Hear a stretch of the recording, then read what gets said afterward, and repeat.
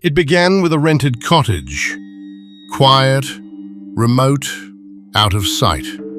A simple booking for a Tuesday in July.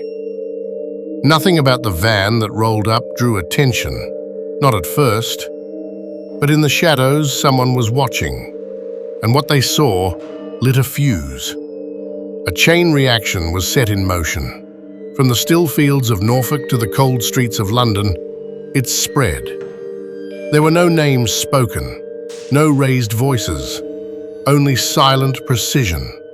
And beneath it all, something darker, something waiting to surface. This is how a single slip exposed a hidden network, and how half a ton of cocaine began to fall apart, one secret at a time. It was booked on the 16th of July 2024, a small cottage in Marsham, Norfolk. Just another holiday rental, quiet, unnoticed, the kind of place that blends into the countryside, forgotten by nightfall. But this booking wasn't for rest. It was covered, a place chosen for its silence, its distance, no neighbors peeking out, no footsteps passing by. Marsham was perfect, remote, hidden, easy to miss. Who made the booking? That's one question. But what made this cottage different wasn't who paid for it. It was what came the next day, something worth millions. 4 men, different faces, different stories, but tied together by one mission: move high-purity cocaine into Britain's veins and flood the streets of London. At the top, Bert De Jong, 59, Dutch. He didn't live here. He didn't have to. His job was to move weight across borders, get it in, stay unseen, disappear. Lorries were his weapon of choice, big vehicles, big hiding places. Then there was Justin Morris, 23, Slough, the courier. He stayed low, took orders, and drove the routes. Quiet, reliable, the kind you don't notice until it's too late. Behind the scenes, Hussein Saki, 22, and Zybar Zaha, 21, both West London. They weren't muscles, they were the minds that kept the flow going. Messages, orders, connections. On paper, nobody. No flash, no record. But when police cracked their phones, the real picture started to form. A chain, each link tied to the next, each move part of something bigger. They weren't alone, but they were the core. The next morning, the van moved again. Same van, same quiet hum of its engine. No rush, no panic, just calm, deliberate motion. But this wasn't random. Every turn, every mile, it followed a plan. The destination, an industrial estate on the edge of Norwich. A maze of warehouses, lorries, and shuttered units. The kind of place where deals happen behind closed doors. Waiting there, a larger vehicle, Dutch plates, parked in the shadows. Behind the wheel, Bert De Jong. No greetings, no words, none were needed.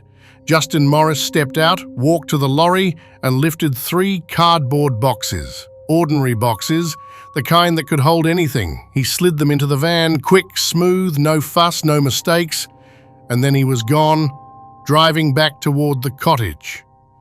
But what they didn't see, what they couldn't see, was that they weren't alone. Detectives from the Met's Specialist Crime South team had been watching. For weeks, they'd mapped the pattern. Times, places, plates, handovers like this one, every piece adds to the puzzle, and today, what they saw confirmed it. Another drop, another load, but they let Morris go. Not yet. Because watching was one thing, but catching the cargo, knowing for sure what was inside, that was the key. They didn't stop him at the handover. They waited. Patience was the weapon. Morris steered the van back toward the cottage. No speeding, no sudden turns, just another van on a summer afternoon blending into the traffic. To anyone watching, he was invisible. But the eyes that mattered were watching closely. Halfway home, the moment came. Officers moved in. No sirens, no shouting, no drama, just precision. A clean stop, a quiet end to the drive. The rear doors swung open. Inside, 3 cardboard boxes. Plain, unmarked, the kind that wouldn't draw a second glance. But beneath the surface, a hidden layer. Black plastic cladding, snug and deliberate. It wasn't genius-level concealment, but it was smart enough to slow down a quick look. The panels came apart. The weight spoke before the contents did. 70 kilograms of high-purity cocaine. Street value? Between £1.75 million and £2.45 million. And this was just one load. No more suspicion, no more guesswork. The officers had what they needed, the product, the weight, the proof. Now the focus has shifted. The next link in the chain, the ones waiting for this delivery. It was early evening when a second car rolled up outside the Norfolk Cottage. 2 people stepped out, young, sharp, well-dressed, no panic, no rush. They looked like they belonged, like anyone else showing up for an appointment. Their story? They were there to view the property. A simple letting appointment, nothing more. But the clock told a different tale. The van that had left that same driveway just hours before had already been stopped, the drugs inside already found. And now, as if on cue, 2 more figures arrived at the scene. The surveillance team didn't wait. Officers moved in, calm and silent. No shouting, no drama, just quiet control. A search followed. No drugs, no cash, just phones. And that's where it changed. One phone, one set of messages. The screen lit up with the truth. Direct contact with a number tied to Justin Morris. The same number that had guided the van's journey earlier that day. No more doubt, no more theory. The connection between Morris and these 2 wasn't hidden. It was spelled out in black and white, in message threads that couldn't be explained away. They were arrested on the spot, calm, collected. But what the officers had now was more than suspects. They had a triangle: Morris, Saki, Zaha. 3 names, 3 movements, 1 chain. In serious crime, timing speaks louder than words, and this timing left no room for coincidence. By the morning of July 18th, 2024, the arrests were no longer about reacting, they were about strategy. The 3 men were formally charged within 24 hours, but one name was still missing. The man at the border, the one who handed over the boxes, Bert De Jong. He didn't stay hidden for long. On the 23rd of July, just 6 days after the drop, De Jong came back to the UK. This time, officers were ready. He was stopped the moment he arrived. No drugs on him, no packages. But the real evidence wasn't in his pockets. It was in his phone. Buried in the messages was a pattern. Short notes, digital signals, each one sent after a drop, like a token to confirm delivery. Each one matched, hour by hour, to known handovers. For investigators, that was enough. De Jong was arrested on the spot. He denied it all, said he was just a driver, just moving goods. But the phone told the truth. A trail, a chain, not just involvement, control. Now, with all 4 in custody, the focus shifted. The field work was done. It was time to pull apart the network. The surveillance, the messages, the mapped movements, they had it all. But what they found next revealed the true scale. Not just what had been caught, but everything that had slipped through before the net tightened. The Marsham cocaine drop was the breakthrough. But it wasn't enough. Not by itself. To bring conspiracy charges, detectives needed more. They had to prove this wasn't a chance. Not a one-time deal, They had to show a system, repetition, intent. So they dug deeper. The phones became their map, the key to the hidden history. Every device searched again. Every number is traced.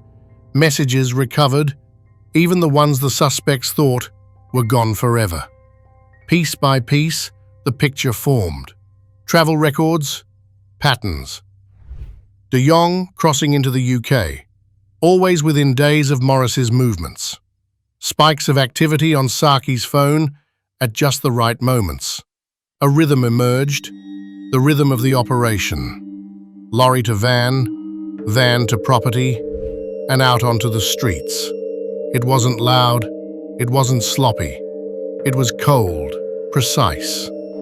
Even their silences spoke, long gaps with no messages, and then bursts of encrypted chatter, always timed to shipments arriving.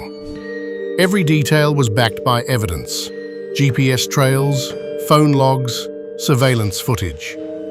This network didn't collapse because someone talked. It fell because every step, every message, every move left a trace. And the police followed every single one. It wasn't just the phones that told the story, it was the paper.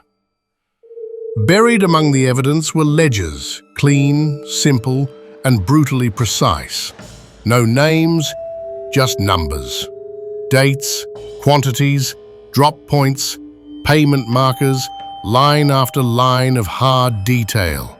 The kind you don't write unless you're keeping track of something big.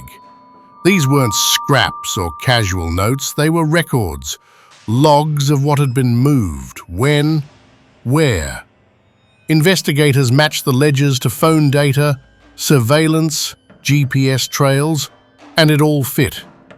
Every date, every figure, every movement. The numbers added up. Nearly 500 kilograms of cocaine. This wasn't a theory, this was fact.